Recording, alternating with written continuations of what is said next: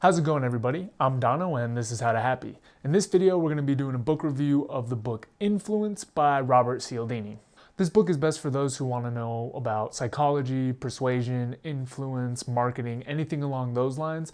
Anyone who wants to know really what makes an impact on our decisions. This book is fairly easy to digest. There is a bunch of research built in, but Cialdini does it in a way that's really approachable, so anyone should be able to pick this book up, read through it, and get something out of it. All right, so now on to the key insights. Influence is a really pivotal book. You may have already heard of it before. It brought a lot of these different concepts to light, and so Cialdini goes over 6 big concepts: reciprocation, consistency, social proof, liking, authority, and scarcity.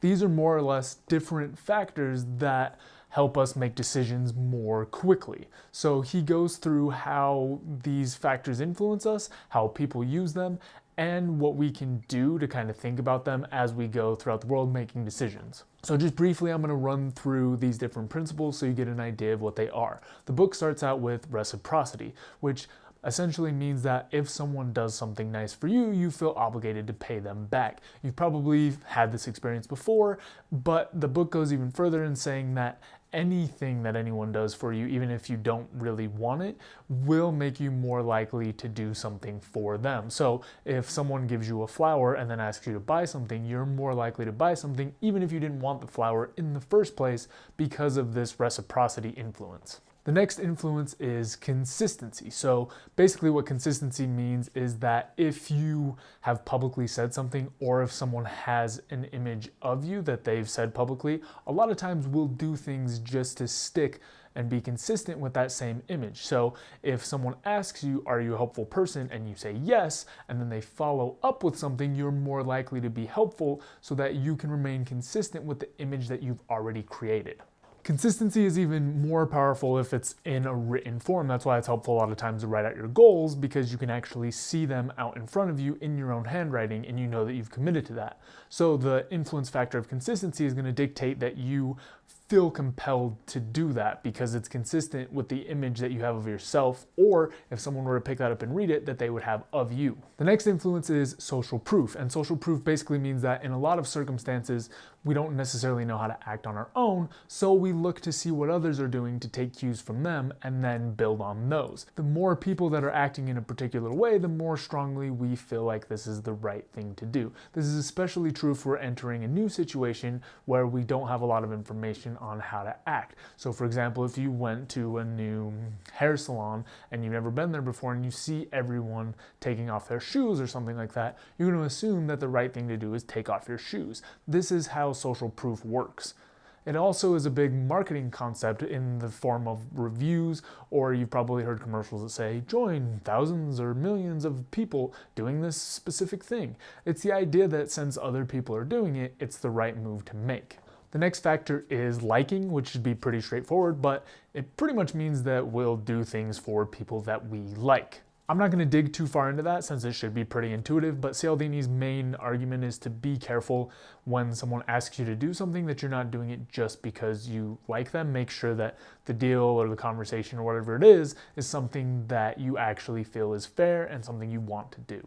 The next influence is authority, and authority, you should also be fairly familiar with this, but that's basically just saying people in certain positions or information from certain places has a higher place in our mind. So if your friend gives you some medical advice, it's not going to really hold up compared to that of a doctor's because they have authority. Whether or not what they're saying is true isn't as relevant as the source, because you believe that they have a lot more influence and knowledge. So this comes in handy when people are making claims about being an expert.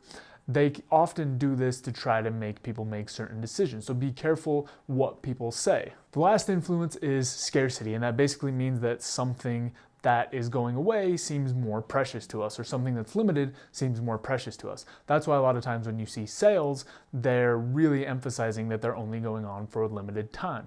Since your brain sees that as something that you can only get for a limited time, it becomes more valuable. In addition to this scarcity principle, it also goes hand in hand with competition, which is a different form of scarcity, but it basically means that the more people that are competing for the same resource, the more likely it is to be something that you want as well. So that's really what the book covers, is these 6 different influence factors, and then there's a ton of examples, a ton of research. All this stuff's broken out in a way that's really easy to understand, but also gives you a lot of depth. So if you're interested in these kinds of things, I would definitely recommend picking it up. It's really, really great to understand these influence factors. A couple other considerations. Cialdini spends a lot of the book kind of talking about how marketers use this information to trick you into making certain purchases. So there's a lot of the book that's rallying against that cause, trying to help you make the right decisions and not get tricked into anything. With all the arguments that he uses to try to, help you make the right decisions, you might lose the underlying point that it's only unethical if they're being used fraudulently. So for example, if someone uses social proof to show that millions of people have used the product, if that's a true statement, then it should ethically be viable. But if someone says millions of people have used the product when they really haven't, that's not an ethical use of these factors of influence. Cialdini gets really deep into these different ideas.